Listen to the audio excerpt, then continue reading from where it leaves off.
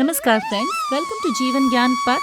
Today we embark on a journey into the first chapter of the Bhagavad Gita, a chapter that doesn't offer solutions but instead presents us with questions, emotions and dilemmas that echo through time. Imagine standing in the heart of a great battlefield of Kurukshetra. On one side, family, friends, teachers, faces you have known your whole life. On the other hand, the principles you hold dear, the duty you are bound to fulfill. This is the conflict Arjun faces, a warrior, a prince, yet in this moment, simply a human being overwhelmed by doubt and grief. But what makes Arjun's struggle so timeless?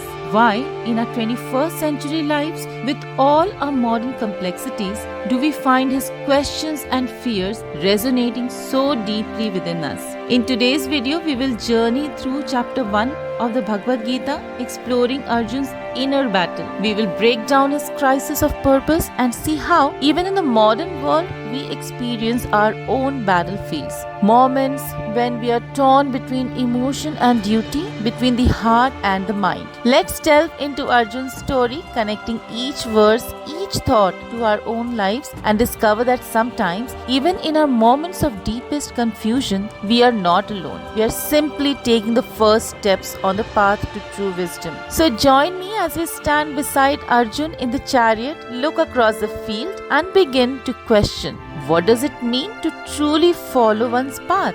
Let's dive in. Alright, so let's start with Dhritarashtra. Who was he and why did he kick off this entire conversation by asking about what was happening on the battlefield? Imagine this.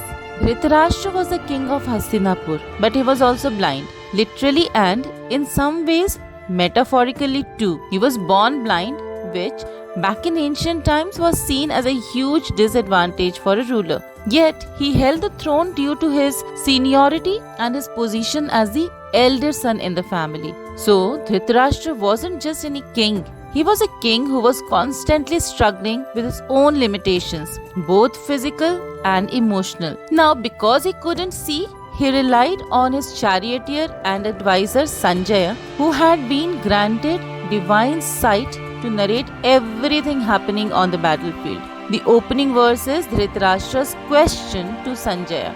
Dharmakshetre Kurukshetre Samaveta Yuyutsavaha Mamaka Pandava Chaiva Kim Akurvata Sanjaya.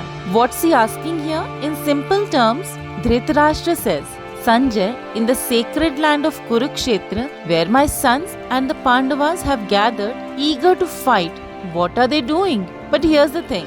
Dhritarashtra's question isn't as simple as it sounds. Sure, he's asking what's happening on the battlefield, but there's more to it. He's asking with a hidden fear, with a mix of attachment and anxiety. Think of it like this.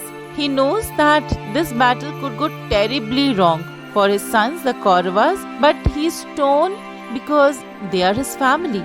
Deep down, he's conflicted. Now, you might wonder, was Dhritarashtra in favor of this war? That's complicated. In his heart, he was afraid of losing everything. But he didn't stop his sons from pursuing their path. He was attached to his sons, especially his eldest, Duryodhan, and couldn't bring himself to oppose them directly. He knew that this war might bring ruin, but he had allowed his attachment to cloud his judgment. Let's bring it to the present day. How often do we find ourselves in situations where we know something is wrong, but we feel helpless to intervene because of our attachments? Whether it's a family issue, a conflict at work, or a friendship. Dhritarashtra was stuck.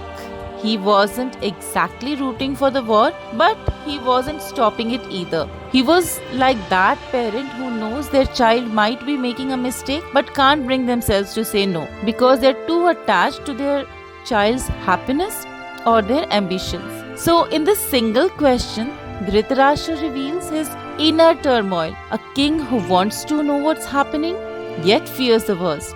His desire to stay informed isn't just curiosity, it's a blend of hope and fear. Hope that his sons will win, fear that he will lose everything. Dhritarashtra's question sets the stage for the entire dialogue, not just as a factual inquiry, but as a symbolic expression of human attachment, anxiety, and internal conflict. This is where we see that the Gita is more than just a story about a battle. It's about the battle inside each of us. The battle between attachment and duty, fear and courage, and a struggle to balance them. So, as we move forward, remember Dhritarashtra's question. It's a reminder that the Gita speaks to our own daily struggles with attachment, choices, and the courage to face what lies ahead.